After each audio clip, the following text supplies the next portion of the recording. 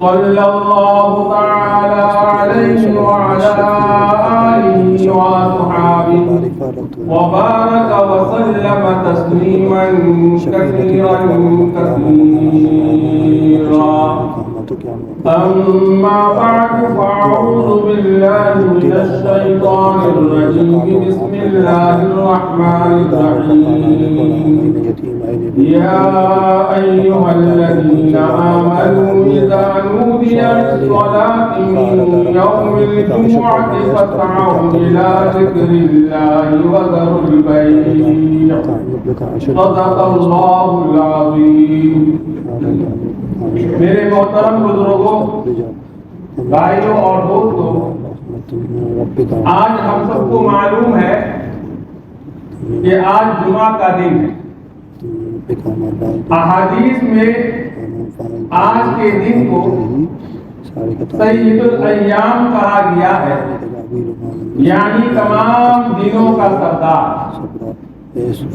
اور اللہ تعالی نے بڑے بڑے عظیم الشان کاموں کے لیے جمعہ کے دن کا انتخاب فرمایا ہے.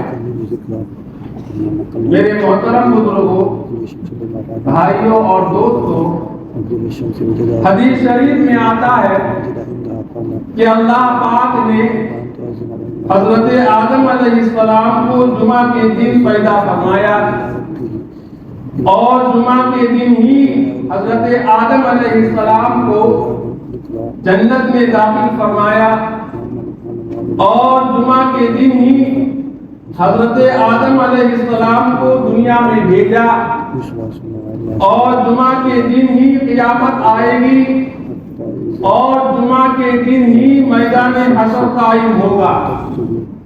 بہرحال اللہ پاک نے بڑے بڑے عظیم الشان کاموں کے لیے جمعہ کے دن کا انتخاب فرمایا اور اس کو سید الایام قرار دیا، اور آج کے دن کو مسلمانوں کے لیے عید کا دن قرار دیا. میرے محترم بزرگوں، بھائیوں اور دوستوں، حضرت ابو ہریرہ رضی اللہ تعالی عنہ سے مروی ہے کہ جناب رسول اللہ صلی اللہ تعالی علیہ وسلم نے ارشاد فرمایا کہ جو شخص وضو کرے اور اچھی طرح وضو کرے اور پھر جمعہ کے لیے نماز کے لیے آئے اور مسجد میں آ کر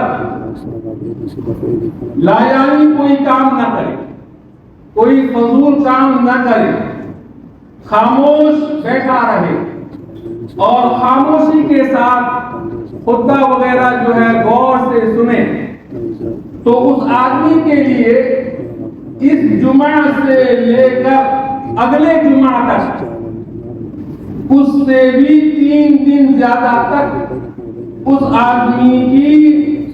آدمی کے گناہوں کو اللہ تعالیٰ معاف فرما دیتے ہیں، یعنی آدمی کے گناہوں کی مغفرت کر دی جاتی ہے. میرے محترم بزرگوں، بھائیوں اور دوستوں، عبادت کے لیے تو ایک تو مردوں پر جمعہ کی نماز جو ہے فرض فرما دی، اور دوسرے اعمال کرنے کے لیے بتا دیا. مثلا جمعہ کے دن غسل کرنا سنت ہے، اسی طرح جمعہ کی نماز کے لیے جانے سے پہلے مردوں کے لیے خوشبو لگانا سنت ہے. اسی طرح افضل یہ ہے کہ جمعہ کی نماز کے لیے جتنا جلد ہو سکے مسجد میں پہنچ جائے. یہاں تک کہ حدیث پاک میں جناب رسول اللہ صلی اللہ تعالی علیہ وسلم نے فرمایا کہ اگر کوئی آدمی، کوئی شخص سب سے پہلے جمعہ کے دن مسجد میں پہنچ گیا تو وہ ایسا ہے جیسا کہ اس نے اللہ پاک کی راہ میں اونٹ قربان کیا. اور جو دوسرے نمبر پر آتا ہے تو وہ بھی اللہ تعالیٰ اس کو بھی معلوم نہیں فرماتے ہیں، اس کو ایک گائے قربان کرنے کا اللہ تعالیٰ ثواب عطا فرماتے ہیں۔ جو تیسرے نمبر پر آتا ہے، اللہ تعالیٰ کی راہ میں ایک دمبا قربان کیا، اور جو چوتھے نمبر پر آتا ہے اس نے اللہ پاک کی راہ میں ایک مرغ قربان کیا، اور جو پانچویں نمبر پر آتا ہے اس کو بھی اللہ تعالیٰ معلوم نہیں رکھتا، ایک انڈا اللہ تعالیٰ کی راہ میں دینے کا ثواب اللہ تعالیٰ اس کو جو ہے عطا فرماتے ہیں۔ میرے محترم بزرگوں، بھائیوں اور دوستوں، اس لیے جتنا جلدی ہو سکے ہم جو ہے مسجد میں پہنچنے کی کوشش کرنی چاہیے، اور خطبہ شروع ہونے سے پہلے مسجد میں پہنچ جانا جو ہے لازم ہے۔ لہذا ہر آدمی کو اس کا اہتمام کرنا چاہیے۔ میرے محترم بزرگوں، بھائیوں اور دوستوں، آج کل اس کا برعکس، یعنی اس کا الٹا نظر آتا ہے۔ بعض حضرات تو خطبہ کے آخر میں آتے ہیں اور امام نے سلام پھیرا، سیدھا چلتا بنا، ابھی آئے کچھ دیر ہی نہیں ہوئے چل دیے۔ میرے محترم بزرگوں، بھائیوں اور دوستوں، ہمیں انقلاب لانا ہے، ہمیں جو ہے انقلاب لانا ہے۔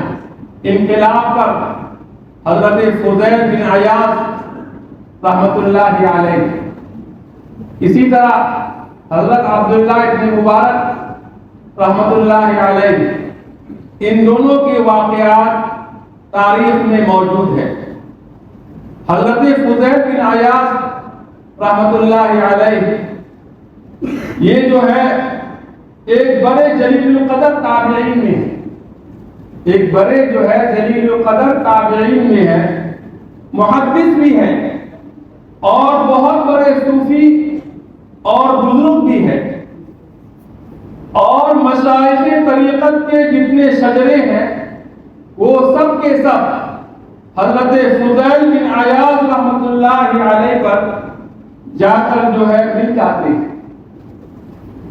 یہ ابتدائی زمانے میں ڈاکو تھے، ڈاکو جو ہے جس کو ہم جو ہے انگریزی میں روبس کہتے ہیں، ڈاکو تھے، اور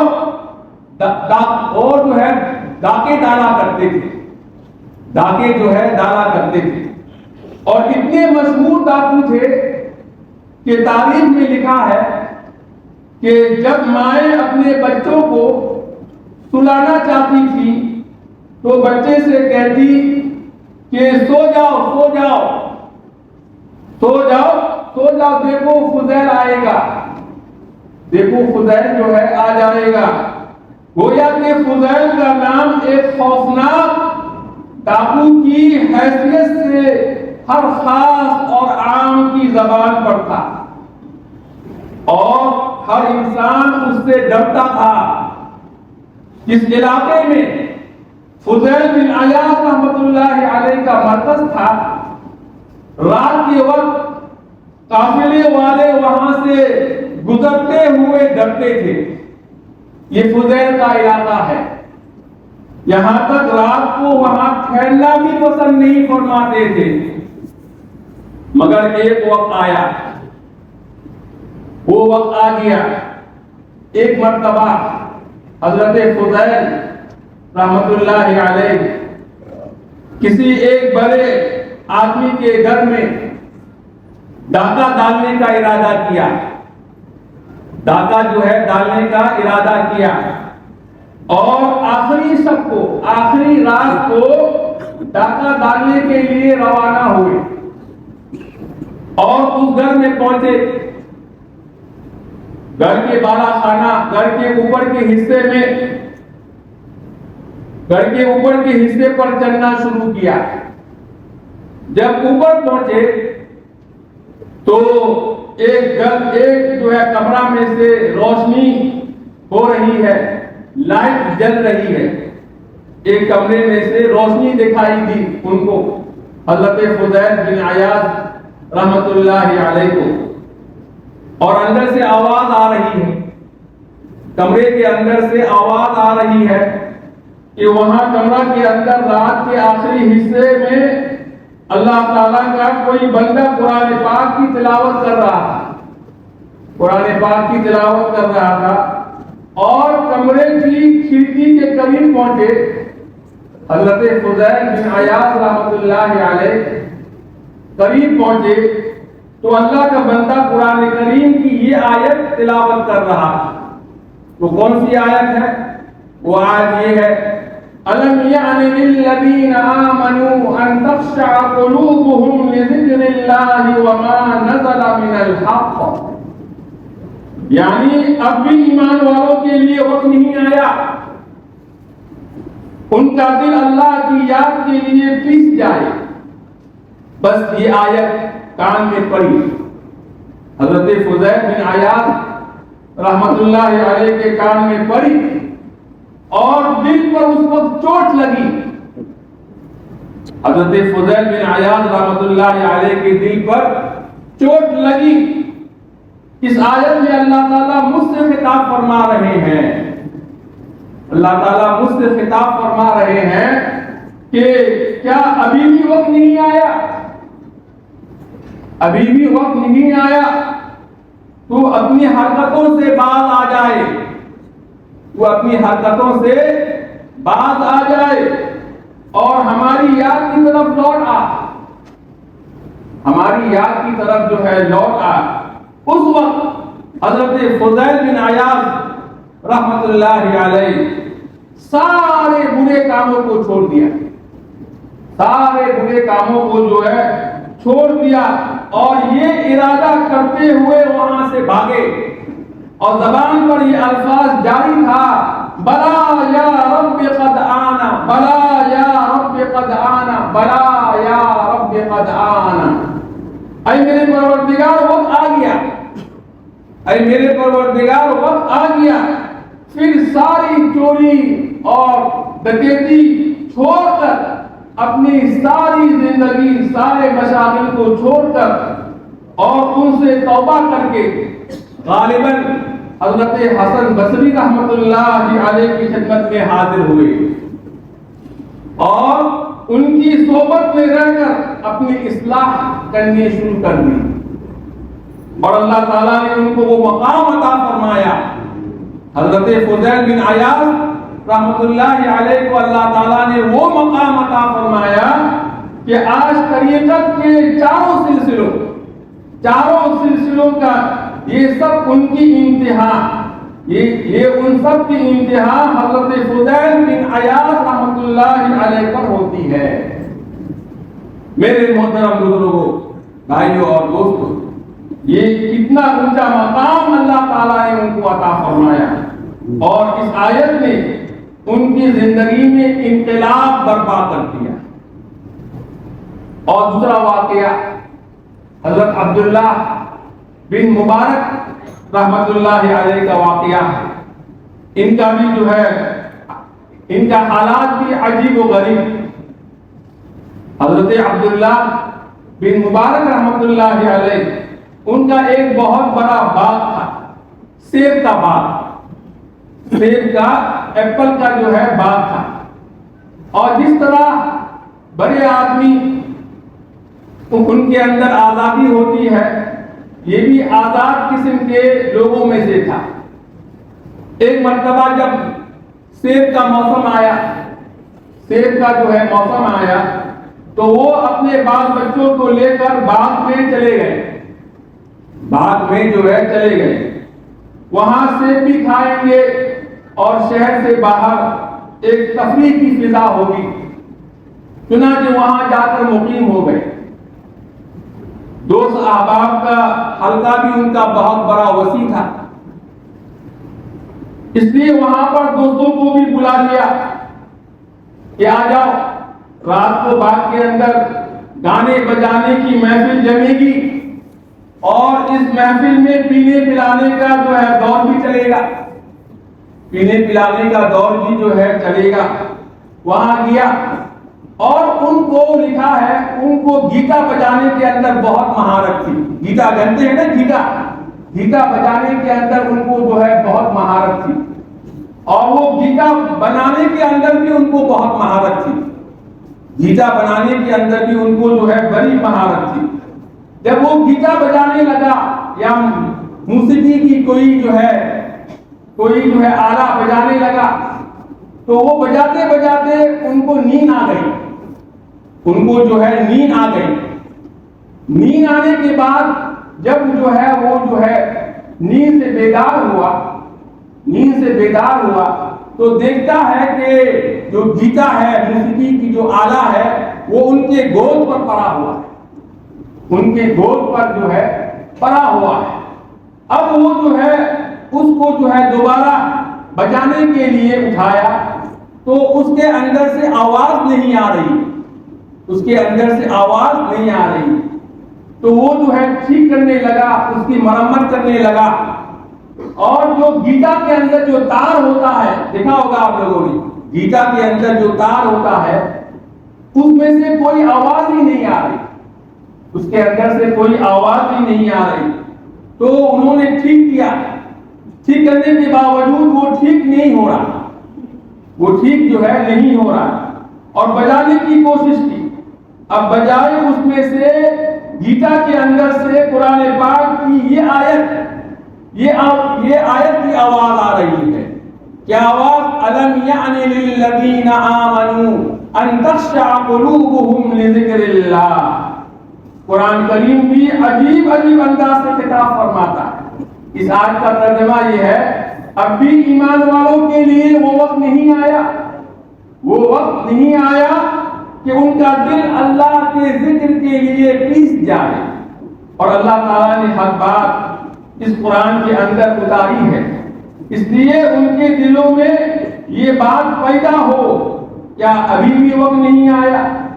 اور ایک روایت میں یوں بھی آیا ہے کہ یہ آواز اس جو ہے گیتا کے اندر سے آ رہی تھی، اور ایک روایت میں یہ بھی ہے کہ جس جگہ وہ جو ہے حضرت عبداللہ بن مبارک رحمت اللہ علیہ بیٹھے ہوئے تھے، اس کے قریب ایک درخت پر ایک پرندہ بیٹھا ہوا تھا، ایک پرندہ جو ہے بیٹھا ہوا تھا، اس پرندے کے منہ سے یہ آواز آ رہی تھی، اس کے منہ سے یہ آواز جو ہے آ رہی تھی۔ بہرحال اللہ تعالیٰ کی طرف سے یہ غیبی لطیفہ تھا، ایک غیبی جو ہے لطیفہ تھا، اللہ تعالیٰ کو نوازنا منظور تھا، اللہ تعالیٰ کو حضرت عبداللہ بن مبارک رحمت اللہ علیہ کو نوازنا منظور تھا۔ جس وقت یہ آواز سنی اسی وقت دل پر چوٹ لگی، اور خیال آیا کہ اب تک میں نے اپنی عمر کس کام کے لیے گنوا دی ہے، فضول کاموں کے اندر اپنی زندگی کو میں نے گنوا دی ہے۔ فوراً جواب میں فرمایا، بلا یا رب قد آنا، بلا یا رب قد آنا، اے پروردگار اب وہ وقت آ گیا۔ میرے محترم بزرگوں، بھائیوں اور دوستوں، بہرحال اس آیت نے جو انقلاب برپا کیا ہے اس کے مندرجہ بالا دو مثالیں میں نے ابھی آپ لوگوں کے سامنے جو ہے پیش کیا، جو تاریخ میں موجود ہے۔ ہم بھی یہ آیت پڑھتے ہیں اور اس کا ترجمہ بھی ہم پڑھتے ہیں۔ اللہ تعالیٰ اپنے فضل و کرم سے ہمارے دلوں میں بھی اس آیت کے ذریعہ انقلاب پیدا فرما دے، اور ہمارے دلوں میں بھی دین پر چلنے کا جذبہ اس آیت کے ذریعہ پیدا فرما دے، اور اللہ تعالیٰ اپنی رحمت سے ہمیں بھی صحیح راستے پر چلا دے۔ ہمیں بھی انقلاب لانا ہے، وہ کیسا؟ اگر جمعے کے دن ہم دیر سے آتے ہیں مسجد کے اندر، جلدی آنے کی کوشش کریں، جلدی آنے کی کوشش کرنا چاہیے، جلدی آنے کی کوشش کریں گے نا انشاءاللہ۔ جمعے کے دن سب سے پہلے جو مسجد میں آتا ہے، اللہ تعالیٰ اس کو ایک اونٹ اللہ تعالیٰ کے راہ میں قربان کرنے کا ثواب عطا فرماتے ہیں۔ سب مل کر ایک بار کہہ دیجیے دوبارہ کہ ہم ضرور جمعے کے دن مسجد میں جو ہے جلدی آنے کی کوشش کریں گے انشاءاللہ۔ اللہ تعالیٰ ہم سب کو اس پر عمل کرنے کی توفیق عطا فرمائے۔ وآخر دعوانا الحمدللہ رب العالمین۔